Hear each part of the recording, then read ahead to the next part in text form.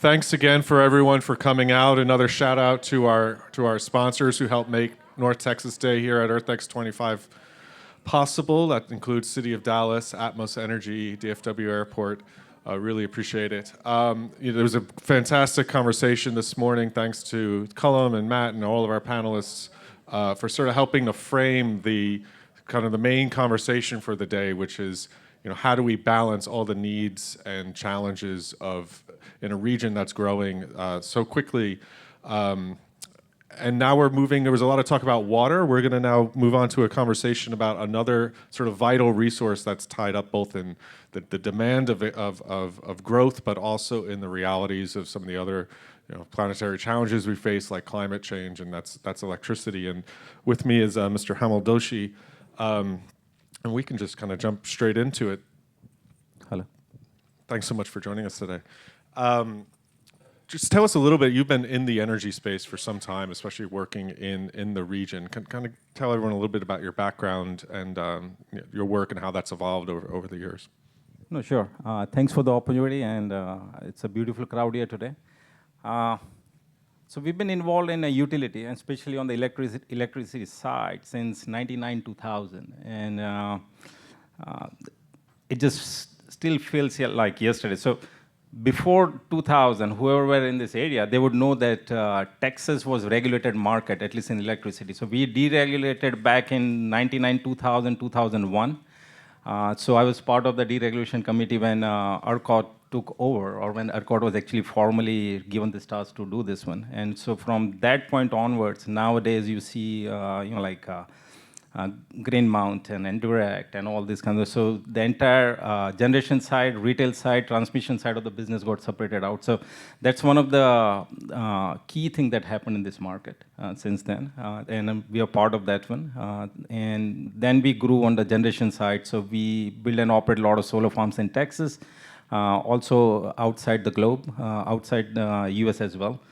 And so generation has been one of the key because the demand in North Texas has been increasing like crazy. I mean, it's one of the highest increase in consumption of at least the electricity market. And so we moved from there, and then we moved into EV car charging infrastructure. So we actually build and own and operate supercharger networks around 18 states in the US right now. So it's been a great journey.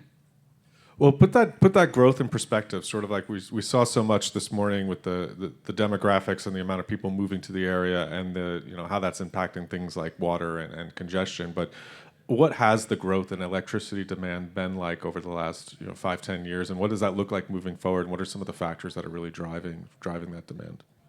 I would actually like to be on the water side right now. The normal growth. So when we see the people moving in this town, right? So that's one part of the growth, which you can just, like it's a residential side.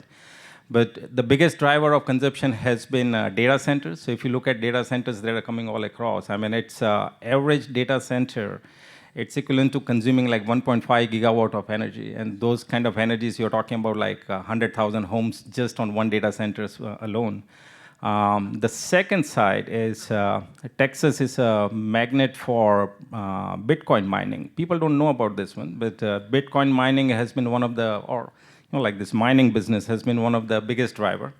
The third biggest driver is conversion from hydrocarbons to electric, where the electric car. So if you live in North Texas area, like few years back, if you are at any intersection, you will hardly see an electric car. Now you cannot miss without one. So that growth, so it's not only the people moving in that they need for their home, but it's also transportation, I will say financials, that's mining of Bitcoin, all those things, and AI. So that's where the data science. So these are one of the biggest growth, on the electricity side. I mean, it's interesting how electric cars obviously are driving increased demand in electricity, and that's on the demand side, but also, in a response to a consciousness about the need to reduce carbon emissions, but that still creates more pressure from the production side. And how have you seen the sources of electricity in North Texas particularly evolve in terms of the mix between renewables and fossil fuels, and where does that stand now? And is there a concerted effort that's happening either organic or through the market to sort of facilitate that transition to more renewable sources? So far, it's very market driven. If you look at any coal plants, all the coal plants are pretty much retired in state of Texas. They have been converted to natural gas. So natural gas demand has gone off the roof. So if the like Atmos guys, they can they can give you a vouching about how much natural gas more consumption is going through.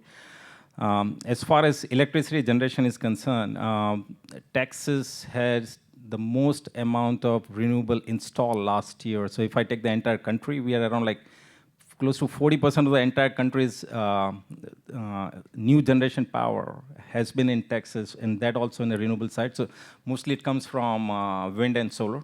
So those two has been the biggest deal, and battery storage has been increasing leaps and bounds. So if you look at the mix, there is a good mix where we are still at around 60 to 70% is still natural gas. We're coming around 30% on the renewable side, which is increasing every year.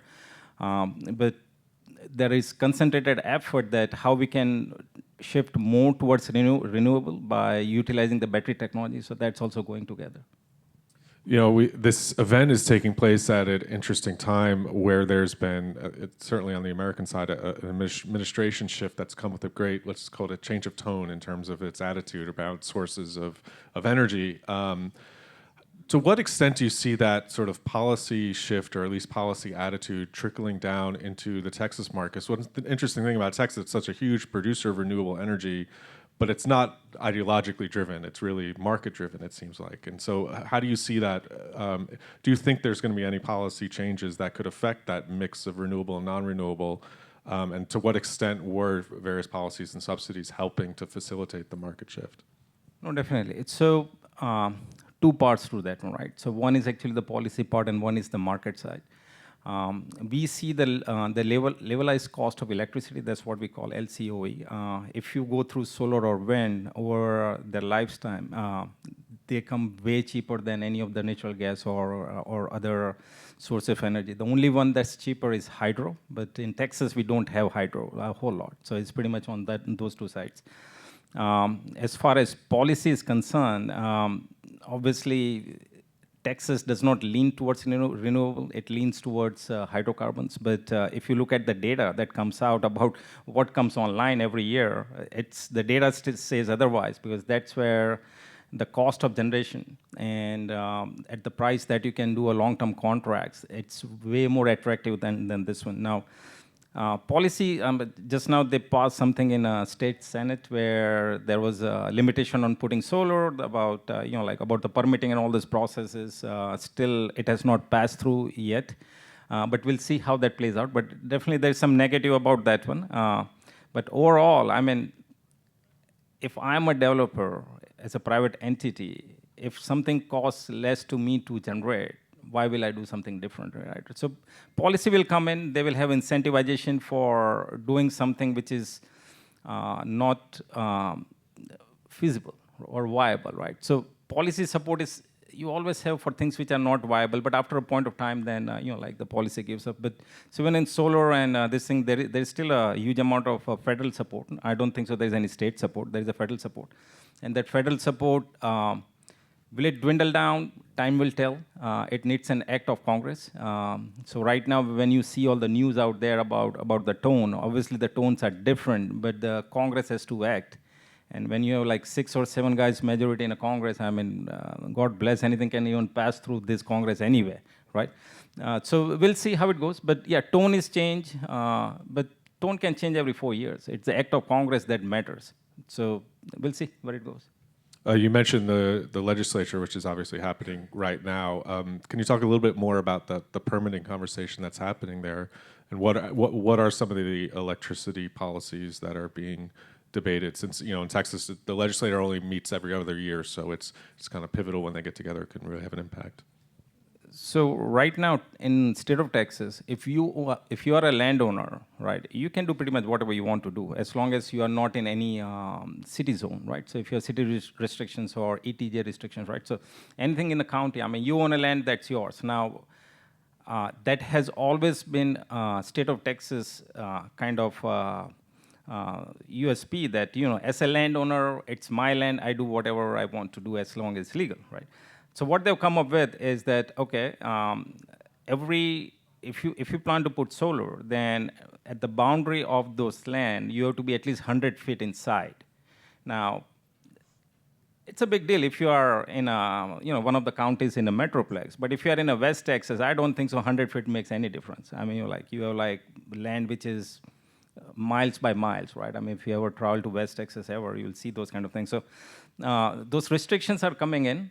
And there's one about tax. So like property tax abatement was available before. They're trying to take out the property tax abatement. So that increases the cost of generation. That's what is happening, is going on. You like the policy, you don't like the policy. At the end of the day, if they take out that tax assistance, I mean, industry is going to adjust itself, and maybe it may come out better. I mean, I'm always in favor of, over a period of time, the incentives needs to go away and let the market force take it over. So we'll see, but as a knee-jerk reaction, it's definitely negative as what it is right now. But I think so it's going to play out in the right way. You mentioned West Texas. I'll just put a plug in for our conservation conference that's happening on Wednesday. And one of the topics of conversation will be how some of these renewable energy developments are impacting sort of land use and loss and conservation. So we talked earlier about that sort of stress that growth puts on the sort of infrastructure and the ability to sort of bring things like natural gas to new communities and roadway infrastructure. Where do you see the challenges in terms of expanding the access to electricity, easy access to electricity that we all sort of expect, especially in light of, I think everyone still has PTSD from the freeze several years ago, and how quickly when that goes away, how truly life-threatening it becomes, as the region is developing as it is. How do you see the sort of the outlook or some of the pressure points of that? So you have to separate it out, right? So there is one 200-year event where a freeze happened, and how do you manage it? And it's kind of like so just think about it, right? So if you are in some of the northern states, like if you're in Wisconsin, just for hell of it, that freezes every year. Right. So Wisconsin gets or that kind of freeze every year. So what happened in Texas, just to very sum it up, I mean, most of our power plants are air cooled because it just makes sense. You don't want to put it inside the building because it just doesn't make sense to put it inside the building and get it air control. So we were all outside, and for it worked for whatever 150 years, and suddenly one day a freeze shows up in San Antonio. I mean, okay. So how do you deal with it? I mean, there are various ways to deal with it. Obviously, there's a curtailment you have to go through in the special phases with special needs. So you have to prioritize who gets the power first, like hospitals, adult daycares, and those. So you can prioritize many of those things and see how that thing goes. But that's one in 200-year event. But you cannot just come up with a bat and say that, okay, to solve this thing, we need to destroy one entire sector and this other sector will provide that thing. I mean, that's not true.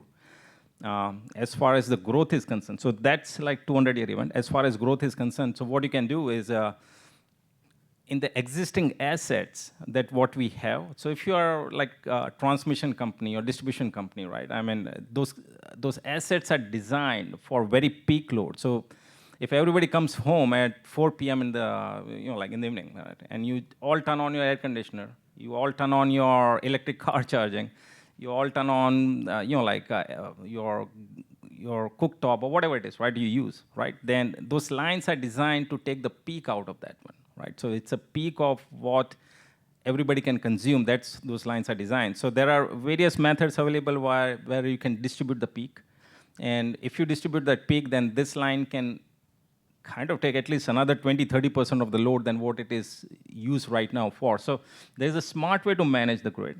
And Encore does one of the program is called Take Load of Texas. There is one program that Encore runs. We are one of the big participants of that one. And they do a demand management. So demand management is a key of how to manage your existing assets. And I think so that's probably you want to start there before you thinking about like putting new assets and you talking with right of ways and all this kind of fun stuff.